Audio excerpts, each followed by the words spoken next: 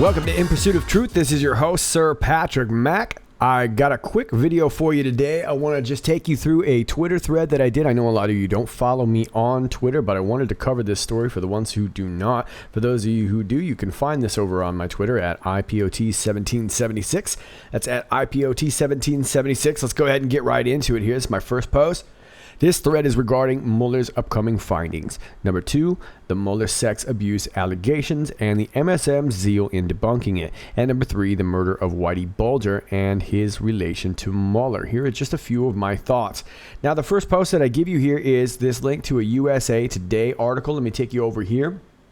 Robert Mueller asked FBI to review alleged sexual harassment hoax, his spokesman says. A scheme in which women were allegedly offered money to falsely implicate Justice Department Special Counsel Robert Mueller in sexual misconduct has been referred to the FBI for review, Mueller's spokesman said Tuesday.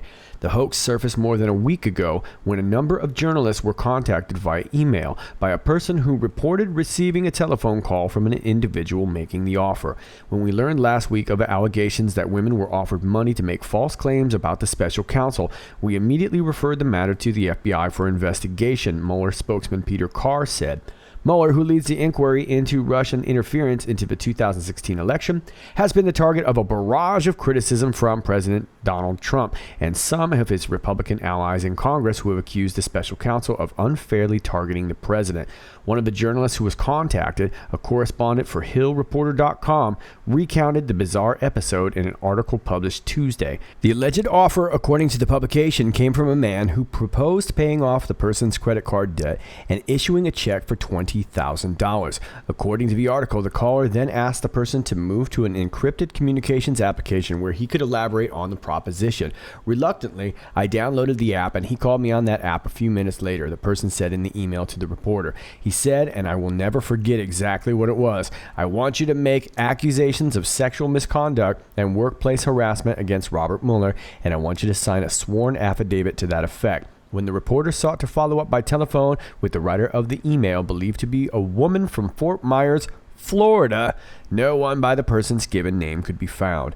HillReporter.com looked into this woman, as did many other journalists we have spoken with, and we all reached a conclusion that this was likely a hoax of some sort, the publication said. No one by the name given lived in Fort Myers. The initial email to reporters indicated that the alleged backer of the scheme was conservative radio talk show host Jack Berkman. Berkman, whose show Behind the Curtain promises to expose the dark secrets of the Capitol, went to Twitter Tuesday to announce he would offer more information Thursday. In addition to Trump and Republican lawmakers, conservative pundits have helped drive criticism of Mueller in an attempt to derail the inquiry. Okay, well, I think it's just the fact that we're calling BS on the whole thing. But I really want to point this out, and I said this in my video yesterday, that this reporter from The Hill was Ed Krasenstein, a known Trump hater. And if you don't know who he is, he's a guy that kind of lurks on Twitter all the time. He was a guy I was saying yesterday is always posting on every single one of Donald Trump's tweets. He's even come out and kind of said that they basically get paid to punk President Trump. So this guy is not very credible. And there is a piece done, I believe yesterday, might be 2 days ago now, by NBC. And I mentioned this yesterday in my video too, from Rachel Maddow, where she brings in Beta Ben Collins to talk about this. And I'm sorry, just whenever these reporters kind of get involved, it really strikes me very funny because I don't really find them very credible. So take that for what you will, but that's where we are with that. I spoke a little bit, and I don't want to go way off into this story, but that's the story that we're talking about. Let's go back to the thread. At the same time, we have the murder of James Whitey Bulger Jr., who was killed behind bars after being transferred to West Virginia. He was 89. Yeah, if you've not heard, famed Boston gangster Whitey Bulger was killed, and it was a very strange story. He was being transferred, and this guy, Freddie Hayes, a fellow inmate, allegedly beat him with a sock containing a padlock after wheeling his wheelchair away from cameras. He then gouged his eyes out and left him so disfigured that he was unrecognizable. Yeah, he just beat the pulp out of this guy. Now, this is an 89-year-old man, and I believe Freddie is about 51 years old. So it would be very easy to beat a man in a wheelchair and, of course, do the damage that he did. Now, from what I understand about this Freddie Hayes, he is Freddie was incarcerated for gang murders and had a hatred for Whitey, who was known to be an informant since as far back as 1975. And to clarify for that, Freddie's basically said that he hates any kind of snitch. whether or not he had a personal beef with Whitey Bulger or not, I don't know. That remains to be seen. This man was a gangster and evidently did other hit jobs too. That's what he was in prison for to begin with. He was not the only one, I say, but why kill him at 89 when he is no longer a threat to anyone, or was he? So Whitey Bulger, who was a very, very violent mafia gangster, and also known to be an informant for as far back as 1975. And of course, he has a lot of ties to Mueller. We'll talk about a little bit of that. But this is very interesting. 89 years old, seems like he would be pretty harmless. Now, he's done a lot of talking. There's a lot of people that hate him, both inside prison and out. He sort of had to be kept in a special area. But and maybe that's all it is, but it seems to me like this seems really, really interesting that we've got this hit piece coming out, or this proposed sort of reverse hit piece on Mueller, and now we've got this situation with Whitey Bulger, who was familiar with Mueller. So was he still a threat? Was he planning on talking? Now, what I'm referring to here is a great piece, and I'm going to leave this for you because I really think this is important reading here. This is Congressman Louis Gohmert from Texas. He did a piece here. Let me open it up for you. It's a big PDF. It's about 48 pages. I'll leave it for you below. And it's called Mueller Unmasked. And that's sort of what I am basing some of this thread off. Now, there's a lot more. This is really, really comprehensive. And I really, really appreciate this piece. As a matter of fact, I think this is one of my favorite pieces. I would even consider it required reading for knowing a little bit about Mueller. We're just going to talk a little bit about it. But this is where some of this is from. And so some of this is referencing different articles here. Let me see if I can get that. There we go. The New York Times explained their relationship this way. In the 1980s, while FBI agent Mr. Connolly was working with Whitey Bulger, and this is the first time we get this reference of Mr. Connolly here. It's just some agent there in the 80s.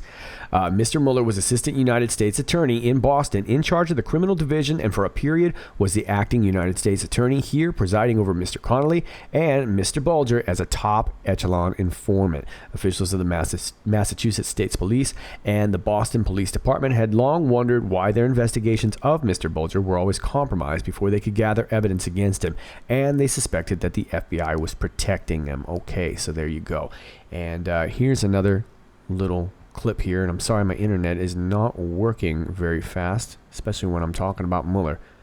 Mike Albano, former parole board member who was threatened by 2 FBI agents for considering parole for the men in prison for a crime they did not commit, was appalled that later that same year Mueller was appointed FBI director, because it was Mueller, first as an assistant U.S. attorney, then as the acting U.S. attorney in Boston, who wrote letters to the Parole and Pardons Board throughout the 1980s opposing clemency for the 4 men framed by FBI lies.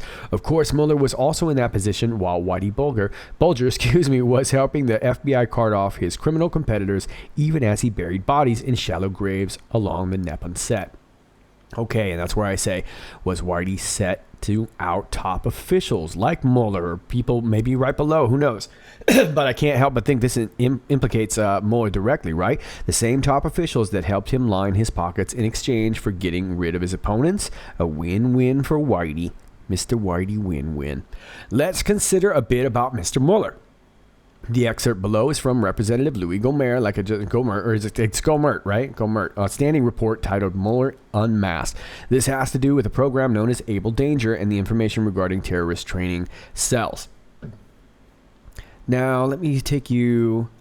Excuse me, right here. I have also learned, Mr. Speaker, that in September of 2000, again, over 1 year before 9/11, that Able Danger team attempted on 3 separate occasions to provide information to the FBI about the Brooklyn cell of Al-Qaeda.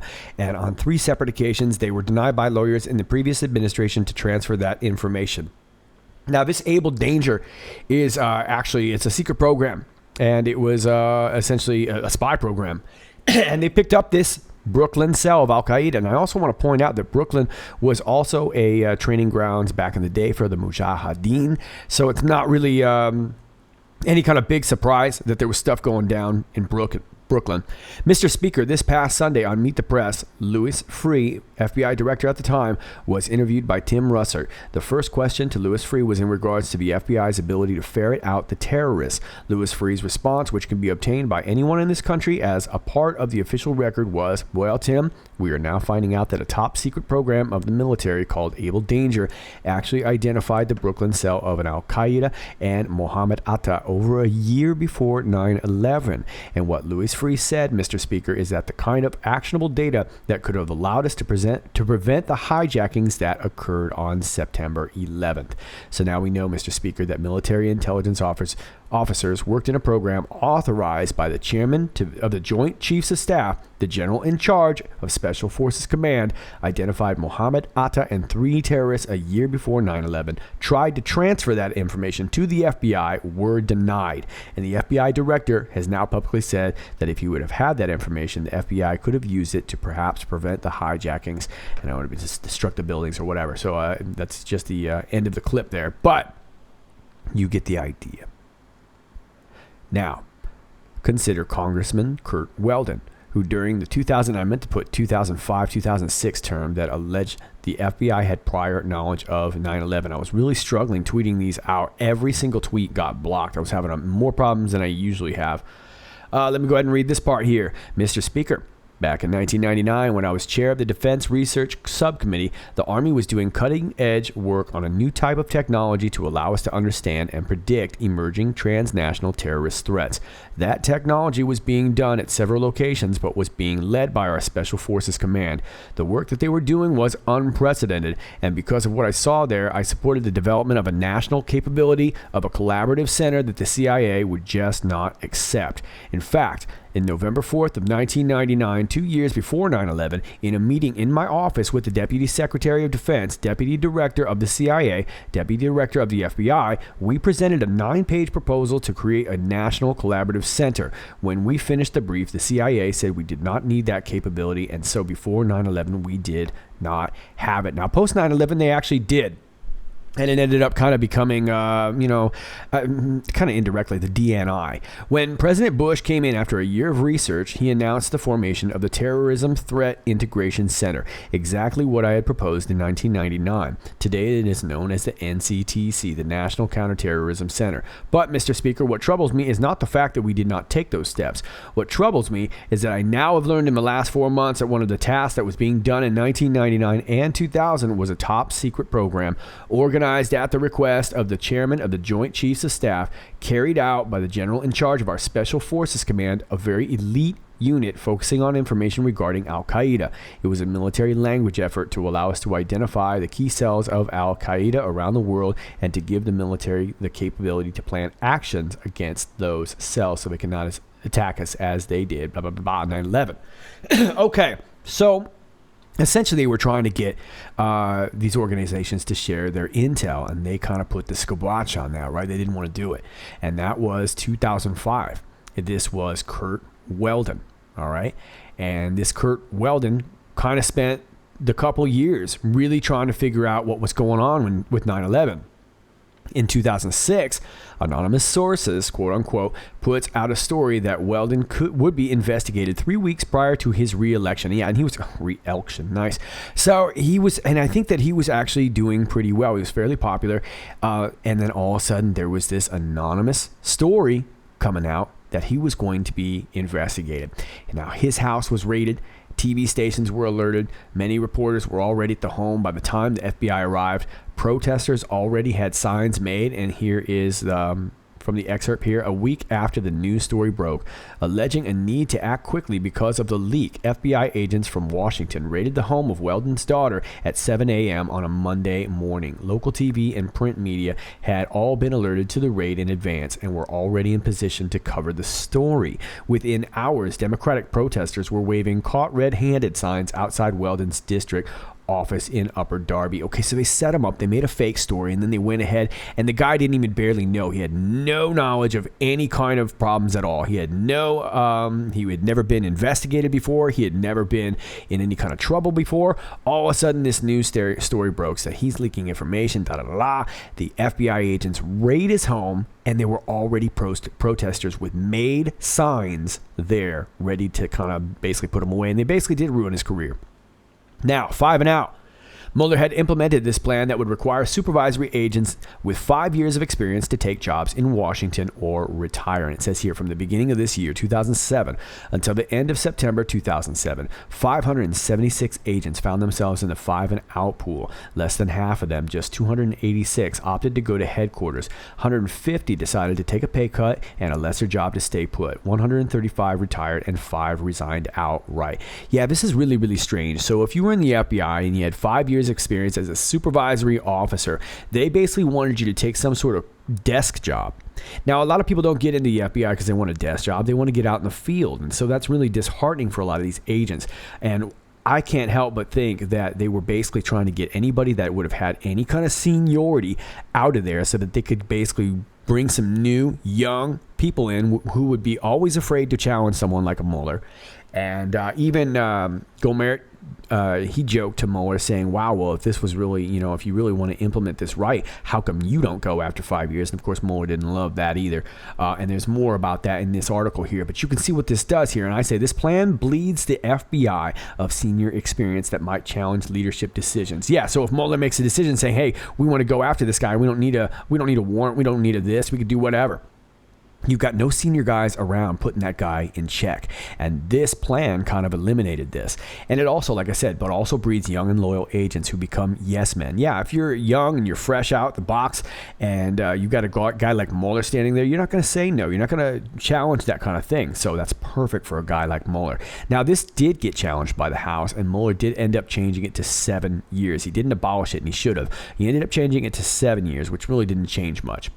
Now, in 2007, the House audited the FBI regarding their misuse of the Patriot Act by using NSL, National Security Letters. And basically what these letters are, rather than using a subpoena, an individual will be sent a letter of accusation. Yeah, basically, hey, we're looking into you. Here's your letter. Now, if you tell anybody, even if your family, if you tell anybody else about you receiving that letter, or if you question the origin or the content, hey, how did you get this? What's the motive for this? How did this all come up?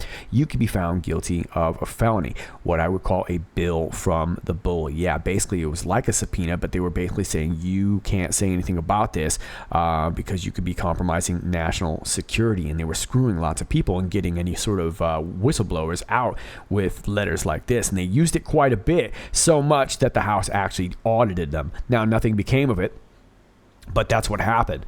Now, next post, Muslim outreach. In 2011, Mueller testified to the House regarding an outreach program the FBI had with the Muslim community. An excerpt of Gohmert's questioning here. Now, this is Gohmert actually grilling Mueller here.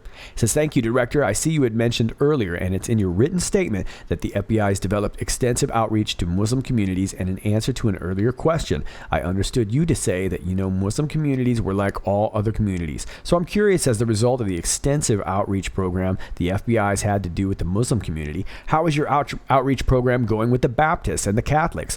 Mueller responds, I'm not certain of necessarily the rest of that. The question, I would say, there are outreach to all segments of a particular city or country or society is good.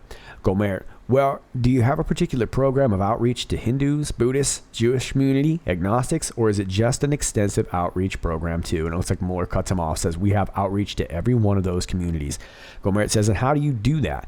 Mueller responds, every one of those communities can be affected by facts or circumstance. Okay, a pretty general answer. You would think they'd have a specific program. Gohmert says, I've looked extensively and I haven't seen anywhere in any one of the FBI's letters information that there's been an extensive outreach program to any other community trying to develop trust in this kind of relationship, and it makes me wonder if there's an issue. And there's more here. I'll let you read the article, but you get the idea, right? They were kind of saddling up with these Muslim communities, and important to make the distinction here, not so much just Muslim communities, radical Muslim communities, excuse me. This is an important distinction to make. Now, one of these groups was this Council on American Islamic Relations, CAIR. Once again, a reminder of their ideology from their founder, who says Islam isn't in America to be equal to any other faith, but to become dominant. The Quran should be the highest authority in America, and Islam the only accepted religion on earth. And this is Omar Ahmed, chairman of the board of CAIR. Now, the co-chairman, I actually posted this on Twitter the other day, was actually seen there at the funeral of Jamal Khashoggi. And Jamal Khashoggi's fiance, Khadija, was sitting right next to him. So that should give you a pretty good idea how this is starting to link up, right? And yeah, I mean, they were sitting right next to each other. So if you have any questions about this Khashoggi fella, that should give you a pretty good idea of where they stand. Now, more regarding Gohmert's question and his summary. And here's some more of the interview here regarding CAIR. Gohmert asks, are you aware of the evidence in the Holy Land Foundation case that linked the Council on American Islamic Relations, CAIR, we'll just call it CARE, the Islamic Society of North America, and the North America Islamic Trust to the Holy Land Foundation? Mueller says, I'm not going to speak to specific information in a particular case. I would tell you on the other hand that we do not. Gohmert says, are you aware of the case director? Mueller says, relationship with CARE because of concerns. Gohmert, well, I've got the letter from the assistant director, Richard Powers, that says, in light of the evidence talking about during the trial, evidence was introduced that demonstrated a relationship among CARE, individual CARE founders, including its current president emeritus and executive director and the Palestine Committee. Evidence was also introduced that demonstrated a relationship between the Palestine Committee and Hamas, which was designated as a terrorist organization in 1995. Excuse me. In light of that evidence, he says the FBI suspended all formal contacts between CARE and FBI. Well, now it's my understanding, and I've got documentation, and I hope you've seen this kind of documentation before. It's public record, and also the memo order from the judge in turning down a request that the unindicted co-conspirators be eliminated from the list. And he says the FBI's information is clear. There is a tie here, and I'm not going to grant the deletion of these particular parties as unindicted co-conspirators. All right, so you kind of get what's going on. I want to read the whole thing here for you, but this was sort of the summary here that Gohmert made about this. What Director Mueller was intentionally deceptive about was that the FBI had apparently maintained a relationship and even community partnership instigated on his watch with CARE and other groups and individuals that his FBI had evidence showing they were co-conspirators to terrorism. That, of course, is consistent with his misrepresentation that Mueller's FBI had outreach programs to other religious communities, just like they did with the Muslim community. They did not. He was not honest about it. All right. My next post says, these are just a few highlights from Mueller's long career. We could also include his involvement with Uranium One, FISA, and hiring private investigators to rig the 2016 election. Yeah, he's been working at it ever since then. And of course, we know he's knee deep in Uranium One. He took a lot of money from a lot of companies that were involved in Uranium One. We could probably make a video just on that.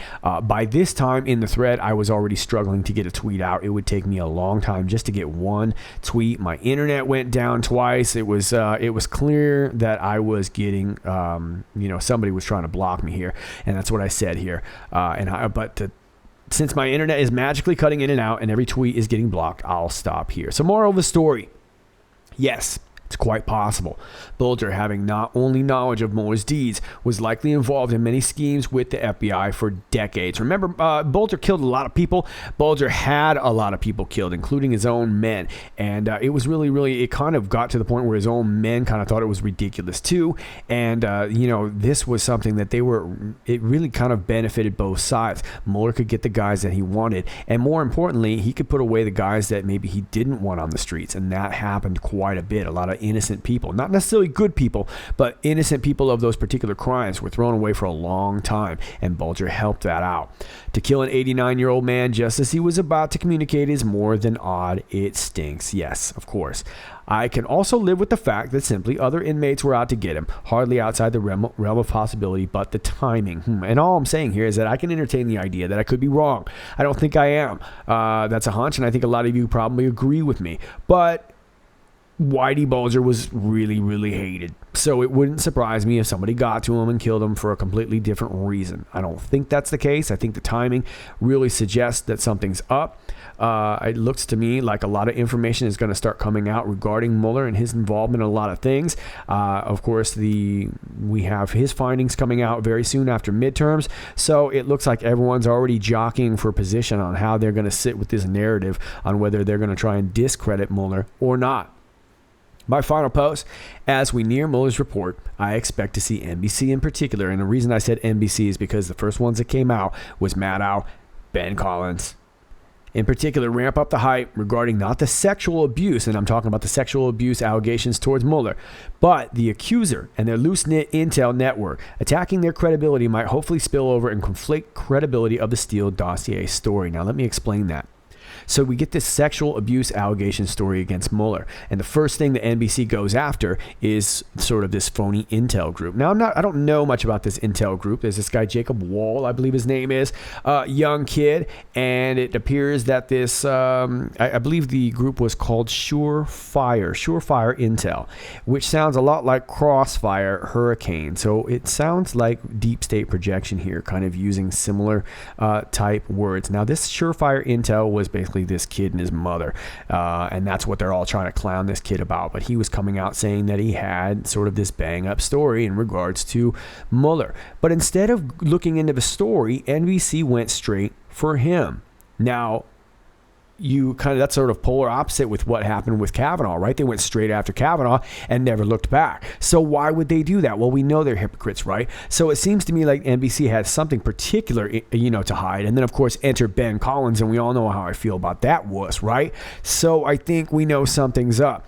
So that's the accuser and their loose-knit intel network. Now, I don't want to clown this guy, Mr. Wall. I don't know him. He's a young kid. And honestly, I don't really want to involve him because I don't know much about him, and I don't feel very good speaking about him.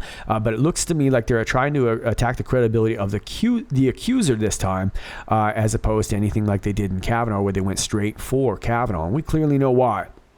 Now, with this intel came another dossier. And of course, they didn't have a name for this dossier, but I thought it was funny that they used the word dossier, almost like they're trying to use this Surefire as well as Crossfire and this dossier to kind of conflate the two and make us think, well, if this is fake, then the Steele dossier was fake too. Now, we know the Steele dossier was fake, but I think what they're trying to do is sort of muddy the waters, essentially, and get us questioning the fact that this Steele dossier, which we know was never legitimate, but it looks like they're just kind of using sort of this reverse psychology. I hope I'm explaining that well. I'm exhausted today, so I'm trying to explain this as best I can. But I think you see what's up. A lot of information is going to come out in regards, we're going to get probably this one last bomb, I think, right before midterms. Now, it can't be anything that was classified or anything like that. That just wouldn't be able to happen. But I have a feeling we're going to see some bigger news stories as we ramp up into next week. I can't help but think, we've seen already how bad it's gotten. And now I think it's going to center around Mueller, as he's going to be the one that comes out with the findings. So I think it's going to be Mueller. We won't get a D-class until we see that, because we're probably going to have to see them admit that the wheels have come off the bus. That's the only way that I can kind of see that going. And then the D-class can happen because we've already got Kavanaugh. So we shall see how it plays out. You can let me know what you think down below. Those are my thoughts. I'm going to keep this video short today because I'm working on some other stuff, and I've got another gig outside too. So that's all I got for you today. As always, if you like this video, please click like, share, and subscribe. If you're new to my channel, welcome to you. We got cake over here from time to time. Please understand that you will be unclicked, unnotified, and unsubscribed from time to time. That's what these social media conglomerates do to you. Please don't ask me for technical support. I don't know. You're just being unclicked and you're being unnotified. So please be a dear. Come back to In Pursuit of Truth and just search me from time to time if you're not getting notifications. Thanks to all of you who've been basically passing my videos, liking, sharing, all that stuff. I really, really appreciate everything that you guys do.